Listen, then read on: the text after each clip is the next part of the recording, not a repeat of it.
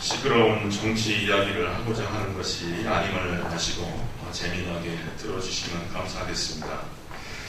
약 30년 전에 국회에서 벌어진 소위 50 청문회에서 전 안기부장 장세동 씨가 전두환 대통령을 변호하면서 한 유명한 말이 있습니다. 사나이는 자기를 알아주는 사람을 위하여 죽는다. 이 말을 청문회에서 해서 세간에 무척 큰 화제가 되었습니다. 장세동 씨는 그 자신이 한 말처럼 그를 알아준다고 하는 전 대통령을 위해서 우리가 가히 상상할 수조차 없는 충성을 바친 에피소드들로 매우 유명합니다. 그가 이례재단의 비리 사건으로 구속되었다가 출감했을 때 그 첫 마디는 전 대통령이 유배되어 있는 백담사의 문안부터 가야겠다였고요. 또다시 구속되었다가 풀려난 날은 집에 들어가기도 전에 대통령의 행방을 찾아내어서 큰절을 올리면서 신고합니다. 휴가 잘 다녀왔습니다. 라고 했다고 해요. 그때 전 대통령은 그에게 휴가비 명목으로 18억 원이라고 하는 돈을 주었고요. 때때로 억 단위의 하사금을 받았는데 후일 전 대통령의 비자금 문제가 터지자 그는 검찰에서 각하께서 원하시기만 하면 다시 돌려주기 위해서 한 푼도 쓰지 않고 고스란히 간직하고 있다 하면서 34억 원짜리 통장을 제출했다고 하는 일화가 있습니다. 이 정도면 대단한 충성이 아닐 수가 없습니다. 확실히 그는 자신이 한 말 그대로 살았다고 평가할 수 있습니다. 사나이는 자기를 알아주는 사람을 위해서 죽는다. 원래 이 말은 중국의 사마천이 쓴 사기에 나온 고사성어입니다. 정확한 문장은 선비는 자기를 알아주는 사람을 위하여 죽고 여인은 자기를 기쁘게 하는 사람을 위하여 용모를 가꾼다 하는 뜻입니다. 그런데 우리가 이 고사성어를 곰곰이 생각해 보면은 인간의 본질이 나타납니다. 다시 바꾸어 말하면은 사람은 자기를 알아주는 사람에게 목숨을 주어도 아깝지 않다 하는 이야기입니다. 그리고 사람은 자기를 알아주는 사람을 죽도록 기다린다 하는 이야기예요. 오늘 본문으로 돌아가겠습니다. 오늘 본문에서도 자기를 알아주는 사람을 만나서 알아주는 분을 만나서 인생이 극적으로 변하는 사람의 이야기가 나옵니다. 바로 나다넬입니다. 나다넬. 그는 바돌로메라고 하는 이름으로 더 잘 알려졌는데 오늘 그가 어떻게 예수 그리스도를 만나 제자가 되었는지 그 에피소드를 함께 묵상해 보도록 하겠습니다. 사실 그의 인간성을 보자면 경건의 습관은 있지만 다소 편견과 선입견에 치우친 인물로 보여집니다. 그 친구 빌립이 먼저 예수님을 만납니다. 예수님을 만나서 이분이 우리 조상들이 오랫동안 기다려왔던 바로 그 메시아가 아니겠는가 해서 예수님을 만나고 영접한 이후에 나다넬을 찾아서 예수님을 소개를 합니다. 이 친구야, 우리가 그토록 기다려왔던 메시아를 내가 보았다. 이때 나다넬이 묻습니다. 어디 출신인가? 누구신가? 모세가 율법에 기록하였고 여러 선지자가 기록한 그 일을 우리가 만났으니 요셉의 아들 나사렛 예수니라 하시니. 그러나 나다넬은 그 빌립의 이야기를 듣고서 반문할 뿐만 아니라 비아냥거립니다. 나사렛에서 무슨 선한 것이 날 수가 있느냐? 나사렛에서 무슨 선한 것이 날 수가 있느냐? 왜 이런 이야기를 할까요? 이 나사렛이라고 하는 마을의 특징 때문입니다. 이 나사렛은 갈릴리 지역, 갈릴리 지방의 작은 마을입니다. 작은 촌마을이에요. 근데 갈릴리라고 하는 그 땅이요, 그 이스라엘의 신앙적, 문화적, 정치적 중심지인 예루살렘으로부터 가장 멀리 있는 지방이기도 합니다. 예루살렘이 있고 그 주변 유대 지역이 있으면 그 위에 사마리아 지역이 있습니다. 이스라엘 사람이 상종을 하지 않는 혼혈족 속에 살고 있다, 하나님을 이상한 방식으로 믿고 있다 해서 상종을 안 하는 사마리아 땅이 있고요. 그 위에는 갈릴리 땅이 있습니다. 이 갈릴리라고 하는 이름 자체가 이방 지역, 이방 땅이라고 하는 뜻이에요. 이방 땅. 근데 그 갈릴리에 나사시라고 하는 작은 동네 마을 출신의 선지자라고 하니까 이 나다나엘이 야, 어떻게 거기서 선지자가 날 수 있을까? 거기서 메시아가 날 일은 없어 하고 단정 짓는 거예요. 어떻게 보면은 나다나엘은 별 수 없는 지역 차별주의자가 아닌가 생각됩니다. 사실 우리 한국에도 이런 경향이 있죠. 충청도 사람은 핫바지다, 서울 사람은 깍쟁이다, 또 마산 무슨 동네는 달동네다 하면서 그 출신 또 그가 살고 있는 지역을 가지고서 그 사람을 평가하는 경향이 21세기를 살고 있는 우리 한국 땅에도 있어요. 근데 그 고대 사회는 더 말할 것이 없습니다. 갈릴리 지역 자체가 이방 땅이라고 하는 이런 일뿐만 아니라 로마 사람들이, 로마의 군병들이 주둔하고 있고요. 또 오늘날의 홍콩이나 싱가포르 같이 중개 무역을 통하여서 돈은 많이 벌지만 온갖 음란하고 또 온갖 잡다한 이방 문화가 깃들여져 있는 두로와 시돈 지형이 바로 인접해 있어서 갈릴리라고 하는 것을 딱 떠오를 때 아우 저기는 상종할 사람이 아니지, 저기는 참 나잡한 곳이지, 이런 생각하기가 아주 십상인데요. 바로 예수님이 그 지역 출신이라고 하니까 나다나엘이 배척을 하는 겁니다. 그런데 나다나엘에게 푸대접을 받으신 예수님은 정작 나다나엘의 인물됨의 진가를 아시고 말씀하십니다. 47절에 보면 보라, 이는 참 이스라엘 사람이라 그 속에는 간사한 것이 없다. 예수님께서는 오히려 이렇게 말씀을 하시는 겁니다. 나다나엘이 깜짝 놀라 반문합니다. 어떻게 나를 아시나이까? 예수께서 대답하십니다. 빌립이 너를 부르기 전에 네가 무화과 나무 아래에 있을 때 보았노라. 주석가에 의하면 나다나엘은 평시 무화과 나무 아래에서 기도와 묵상을 오랫동안 해왔다, 그렇게 설명을 합니다. 예수님은 이 사실을 정확하게 알고 또 이렇게 경건하게 살아온 나다나엘을 칭찬해 주시는 것이죠. 이 말을 들은 나다나엘의 태도는 180도로 바뀝니다. 참 변덕스럽습니다. 49절에 보면 랍비여, 당신은 하나님의 아들이시요 당신은 이스라엘의 임금이로소이다. 정확하게 베드로가 고백했던 그 신앙 고백의 내용을 나다나엘도 하고 있는 것이죠. 어떻게 이런 일이 발생되었습니까?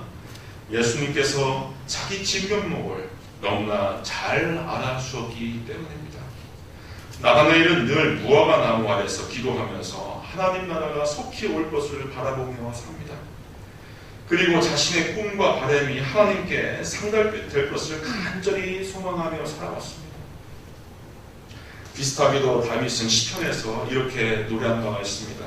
나의 반석이요 나의 구속자이신 여호와여, 내 입의 말과 마음의 묵상이 주님 앞에 연락되기를 원하나이다.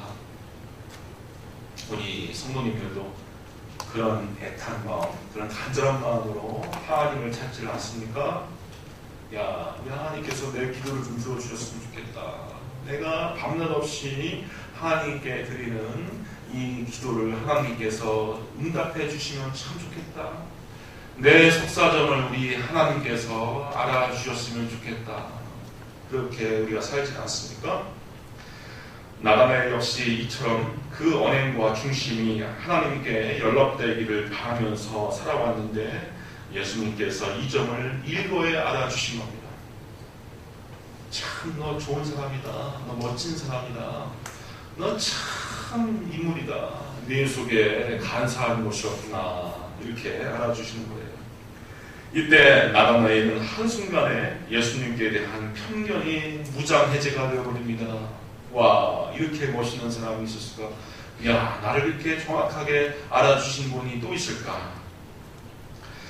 이렇게 나다나엘은 자기 중심을 알아둘 사람을 오랫동안 갈망해왔는지도 모릅니다. 로마의 압제 아래서 나라는 잃어버리고 종교적 지도자와 정치적 지도자는 모두 타락해 있고요.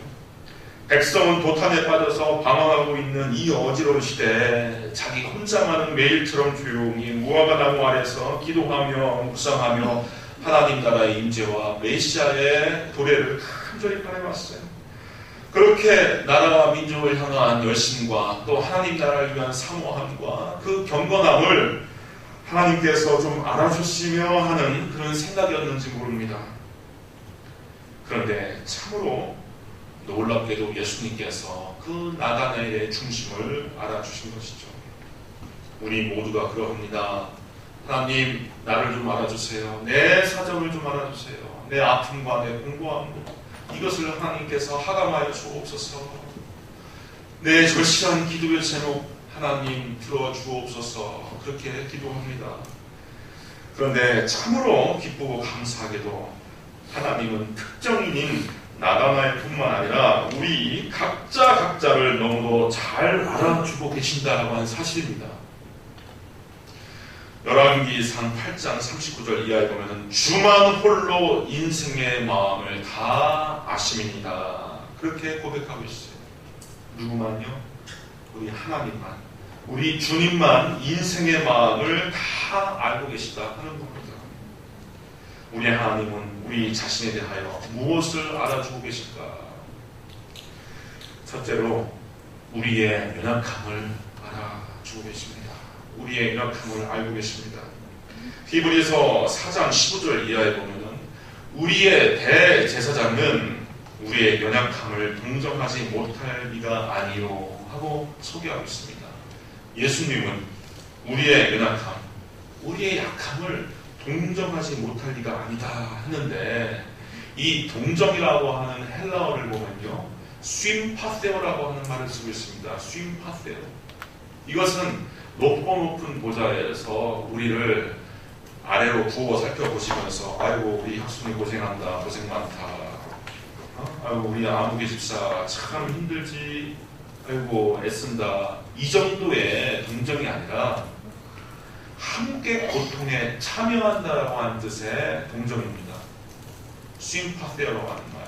쉼이라고 하는 말은 우리 심포니라고 하는, 알죠? 심포니라고 하는 그 음악에서 뭡니까? 교향악, 모든 악기들과 모든 보컬이 다 동원돼서 하는 것이 심포니인데 거기에서 쓰는 함께라고 하는 쉼이라고 하는 말이고요. 파테오라고 하는 이 파테오라고 하는 말에서 패션이라고 하는 말이 나왔어요. 고통, 순환이라고 말했어요. 그래서 우리 예수님께서 우리의 사정을 알아주실 때는 단순히 관찰하면서 알아주시는 것이 아니라 우리의 현세적인 질고와 고통과 이 순환을 본인이 몸소 체험하고 함께 겪어내면서 알아주시는 그 차원이에요. 우리 예수님께서 몸을 찢으면서 우리의 육체 고통을 하셨죠. 또 반야에서 금식하시면서 인생의 굶주림을 하십니다. 길에서 유숙하시고 노숙하시면서 우리가 가난한 것을 친히 아셨고요. 또 사랑하는 제자로부터 배신을 당하시면서 홀로 남겨진 외로움을 하셨어요. 십자가상에서 그 어머니 마리아와 처절한 이별을 하면서 사랑하는 가족 간에 사별하는 고통까지도 예수님께서도 친히 경험하셨습니다. 그렇게 아는 것이 우리 예수님께서 우리를 아는 방식인데 바로 이렇게 우리 예수님께서, 우리 하나님께서 우리를 알고 계시다 하는 겁니다. 사실 하나님 앞에서 인간 스스로가 의로움과 완전함을 자랑하려고 하는 것처럼 위험하고 미련한 것이 없습니다. 누가복음에 보면은 예수님의 비유 가운데 성전에서 뻣뻣한 자세로 기도하는 바리새인과 울며 하나님께 참여하는 세리를 두고서 하신 교훈이 나옵니다. 바리새인은 어떻게 기도했습니까? 종교인다, 나는 율법을 참 잘 지켜온다, 나는 하나님 앞에서 떳떳하다, 이렇게 자처하는 바리새인은 이렇게 기도합니다. 하나님이여, 나는 다른 사람들 곧 토색, 불의, 간음하는 자들과 같지 않고 이 세리와 같지 않음을 감사합니다. 나는 일회에 2번씩 금식하고 또 소득의 11조를 드립니다 하면서 하나님 앞에 자기의 완결함과 웃음을 자랑을 합니다. 근데 반면에 세리는 감히 눈을 들어 하늘을 우러러보지도 못하고 가슴을 치면서 하나님이여 나를 불쌍히 여기옵소서 나는 죄인이로소이다 하면서 기도를 한다. 이때 예수님께서 뭐라고 교훈하셨습니까? 바리새인의 기도는 하나님께서 듣지 아니하시고 바로 이 세리의 기도를 하나님께서 들으셨다. 그렇게 교훈하셨습니다. 우리는 죄의 권세를 이기는 일에 대하여 또 구원에 대하여 아무런 능력과 자랑이 있을 수 없는 연약한 존재입니다. 우리가 죄를 극복하는 일, 인생이요 죄와 무관해지는 일이나 구원을 마련하는 일에 있어서 저와 여러분들은 아무런 능력이 없는 사람이에요. 이 세상의 종교는요 돌을 닦거나 참선 수행을 하거나 수도를 하면은 인간이 득도를 하고 또 어느 정도 극락을 하고 열반을 들고 해탈을 한다라고 얘기를 하지만 이것은 하나님의 진리 앞에서 낫센스입니다. 낫센스예요. 그렇게 할 수 있는 자가 없어요. 해 아래 의인이 없습니다. 선인이 없어요. 크고 작은 모든 죄악들을 우리가 짊어지고 살 수밖에 없는 연약한 인생들입니다. 하나님은 인간은 하나님 앞에서 전적으로 타락해 있고 전적으로 무능한 존재라고 하는 것을 고백할 때 하나님의 구원의 은혜에 참여하게 되는 겁니다. 예수 그리스도를 통한 구원이라고 하는 것은 나의 죄와 나의 무능과 나의 연약함을 하나님께 솔직히 드러낼 때 가능해집니다. 나는 완전하다, 나는 문제가 없다, 나는 잘났다 할 때 하나님의 은총이 우리에게 오지 않습니다. 그런데 구원받은 이후에 남는 문제 또한 우리의 마음을 낙심시키는 경우가 있습니다. 무슨 소리냐면은 내가 예수 그리스도를 믿고 내가 세례를 받고 내가 좋은 직분을 내가 감당하면서 살아가고 있는데 하나님의 자녀로서 거룩하게 변화되지 못한 내 자신을 때때로 발견하게 됩니다. 내가 집사 맞아? 내가 교회학교에서 아이들을 지도하는 신앙지도를 하는 교회학교 교사 맞아? 자책이 들 정도로 내 스스로의 수준과 믿음이 너무나 형편없음을 발견합니다. 저도 마찬가지죠. 저도 마찬가지죠. 가정생활하면서 아이들을 두고서 혼내키거나 또 부부싸움을 할 때 보면은 참 박영순이 한심하다 이런 생각이 들 때가 많이 있어요. 내가 과연 하나님의 자녀인가? 내가 이렇게 살고도 예수 믿는 자라고 할 수 있겠나? 이런 자책감이 듭니다.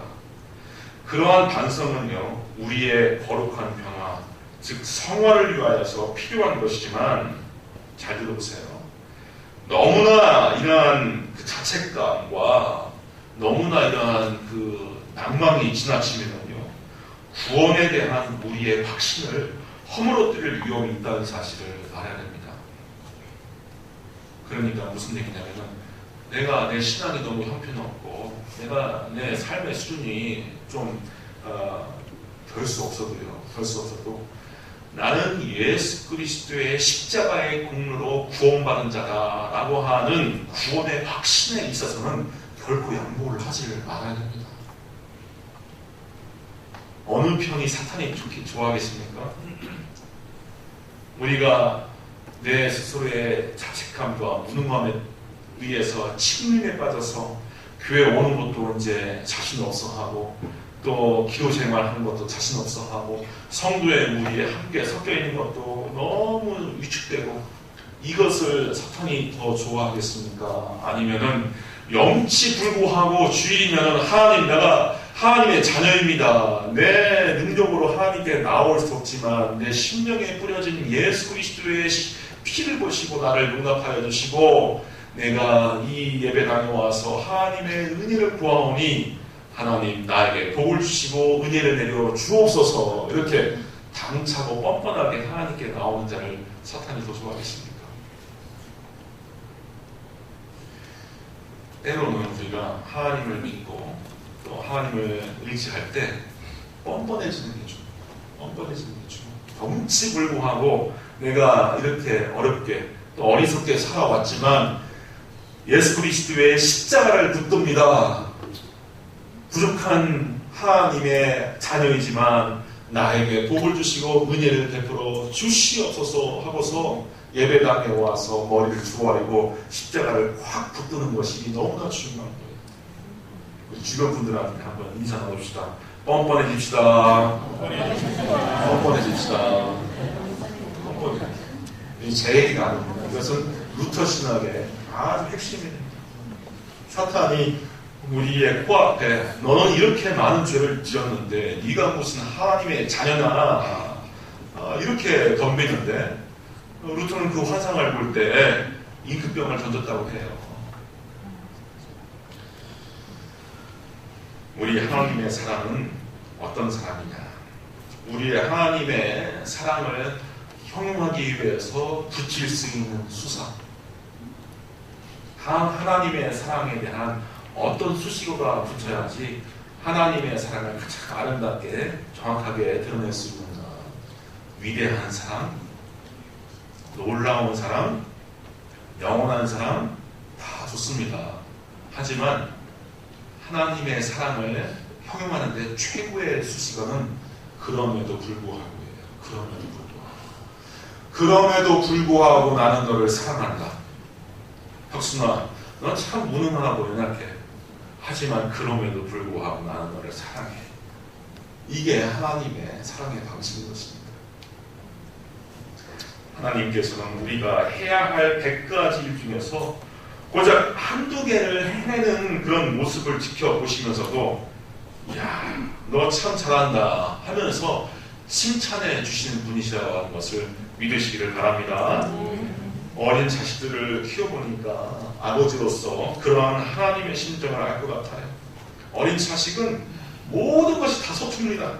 모든 것이 다 미진하고요. 부모 마음에 들지를 않아요. 그러나 가끔 부모를 놀라게 할 정도로 미미한 일들로 기쁘게 합니다. 그 맛에 아이 키우는 거 아니겠습니까? 자기가 먹던 과자를 들고 와서 아빠 깎아 먹어 하면서 입속에 이렇게 손 넣어줄 때 야, 참 이쁘다 이래요. 예전에 우리 딸내미가 3살 정도 됐는데 입 다물고 새 식구가 밥을 퍼먹고 있는데 갑자기 이 3살짜리 아이가 밥을 먹다 말고 아빠 엄마 사랑해 이래요. 갑자기 이게 왜 뜬금포예요? 아니 밥 먹고 있는데 밥이나 먹을 일이지 갑자기 엄마 아빠 사랑해. 그때 진짜 부부가 정말 아이를 얼싸안고 정말 얼마나 행복했는지 몰라요.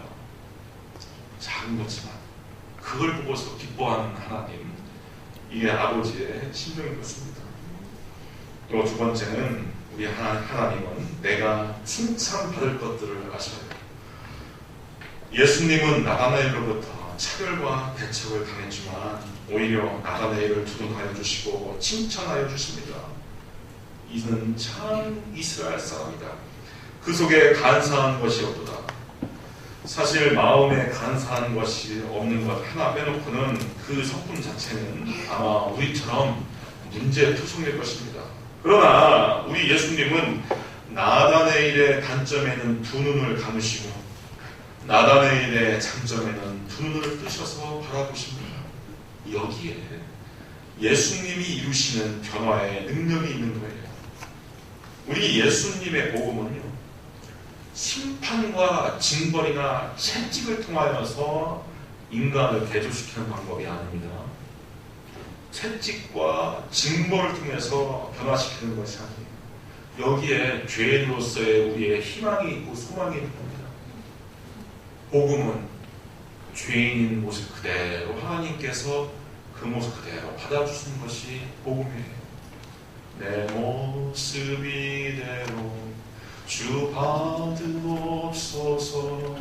날 위해 돌아가신 주 날 받으옵소서 하는 것처럼 내 모습 그대로 받아주시는 것이 복음이에요.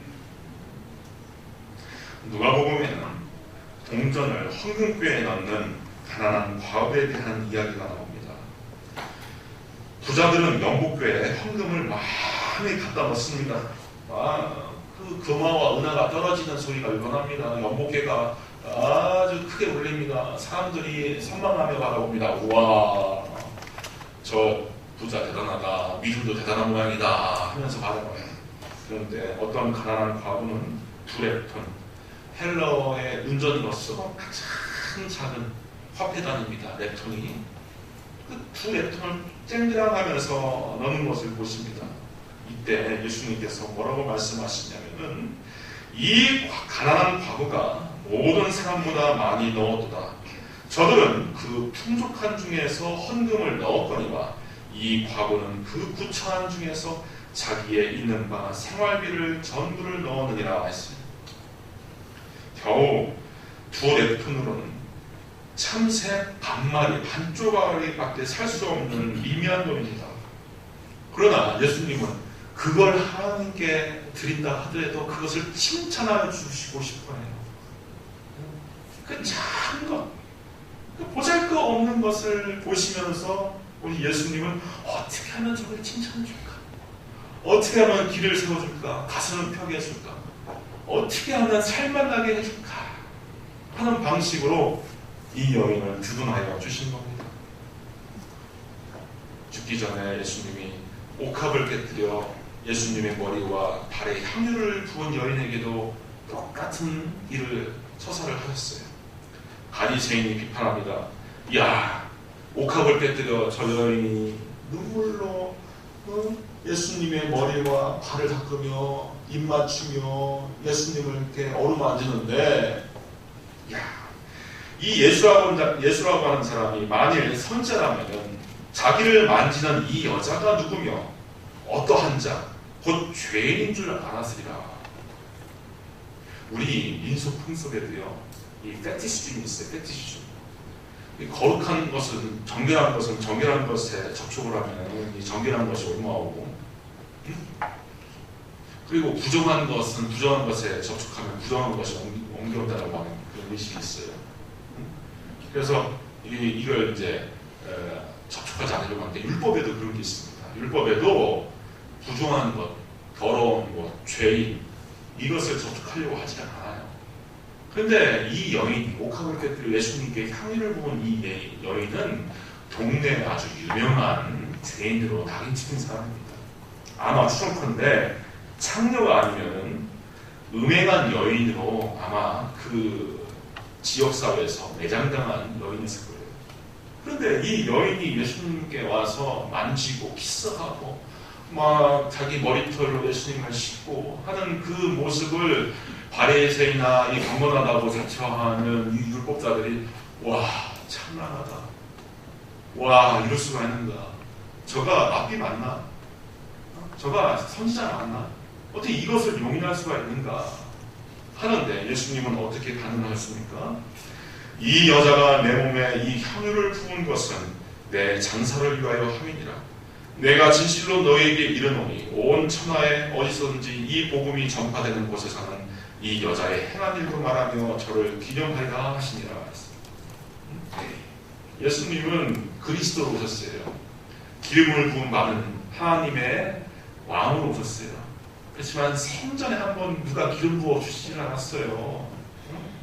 그런데 비로소 죽기 전에 이 순전한 나저 한근, 지금으로 환산하면 수천만 원짜리 여인이 결혼 지참물로서 반드시 챙겨가야 할 이 지참물을 깨뜨려서 자기의 전생애를 갖다 부었다 해도 과언이 아닌데, 이렇게 융숭한 대접을 비로소 받으셔서 그리스도 이제 칭함을 받게 합당한 분이 되셨거든요. 너무나 기쁘셨습니다. 복음이 전파되는 곳에 이 여인의 행한 일도 똑같이 전파되리라. 이렇게 어마어마한 칭찬을 해주시는 것입니다. 우리 예수님의 복음은 책망과 채찍질로 인간을 변화시키는 종교가 아닙니다.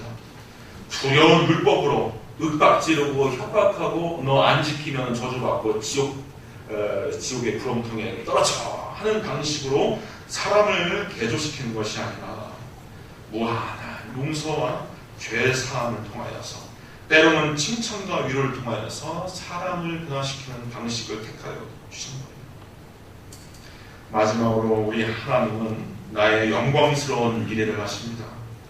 하나님은 우리의 미래에 대한 궁극적인 승리와 복을 아십니다. 히브리서 6장 14절에 보면은 내가 반드시 너를 복주고 복주며 너를 번성케 하고 번성케 하리라 약속하셨습니다. 베드로전서 1장 7절에 보면은 너의 믿음의 시련이 불로 연단하여도 없어질 금보다 더 귀하여 예수 그리스도에 나가실 때에 칭찬과 영광과 존귀를 얻게 하려 하심이라 했습니다.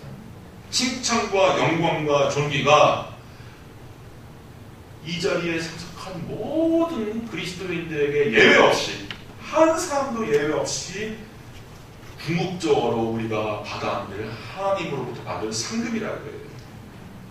지금 내가 당한 현실은 비록 어려워도 하나님은 나의 영광스러운 미래를 잘 알고 계십니다. 아브라함의 경우 100세까지 자식이 없었어요. 그토록 달아나지 않았던 자식이 100세까지 없었습니다. 하지만 하나님께서는 너의 독자를 인하여서 창대한 민족을 이룰 것이다 하면서 그렇게 축복을 선언해 주시지 않습니까? 그의 미래에 선택받은 족속 이스라엘을 그 처지에서 보시고 메시아의 영원한 왕국을 그 무자인 상태에서 우리 하나님께서는 알고 선언해 주시는 것입니다. 우리 믿는 자, 우리 개개인을 향하여서도 하나님은 똑같은 분이십니다. 하나님은 우리 현재의 연약함과 무능함과 무력함을 예수님의 보혈로 다 덮으시고 영광스러운 미래를 채워주시는 분이십니다. 욥기에 나오는 너무나 유명한 말씀, 저는 개인적으로 너무나 좋아하는 말씀인데 오늘 이 말씀만 기억해도 여러분들은 큰 은혜가 될 겁니다. 나의 가는 길을 오직 그가 아시나니 그가 나를 가리려 하신 후에는 내가 정금처럼 되리라. 우리도 나를 알아주시는 참 주님을 만나지 않았습니까? 나를 깊이 아시는 참 주인을 우리는 다 만나셨습니다. 나의 연약함을 아시고 나의 죄와 허물을 짊어지신 구주이시자 내가 칭찬받을 것들을 아시고 나의 상급을 준비하시는 하나님이시자 나의 영광스러운 미래를 아시고 지금 어려운 고난 가운데서도 위로하시고 독려하시고 이끌어주시는 목자 되신 분이 바로 여러분들의 인생을 책임주시는 주님이시라고 하는 것을 아시고 매일처럼 승리하는 삶을 사시는 저와 여러분 되기를 주님의 이름으로 축복드립니다. 기도하겠습니다. 아버지 하나님, 세상에서 연약하게 좌충우돌하며 살다 왔습니다. 하지만 우리의 심령에 뿌려진 예수 그리스도의 보혈과 우리의 믿음을 보시고 지금도 넉넉히 환영해 주시고 맞아주신 하나님의 은혜 가운데 예배를 드립니다. 우리의 속사정과 우리의 아픔과 곤고함을 아시는 주님, 이 모든 것을 다 책임져주시고 담당하여 주시고 그리스도 안에 있는 참된 위로와 평안과 능력과 성공을 우리에게 허락하여 주옵소서.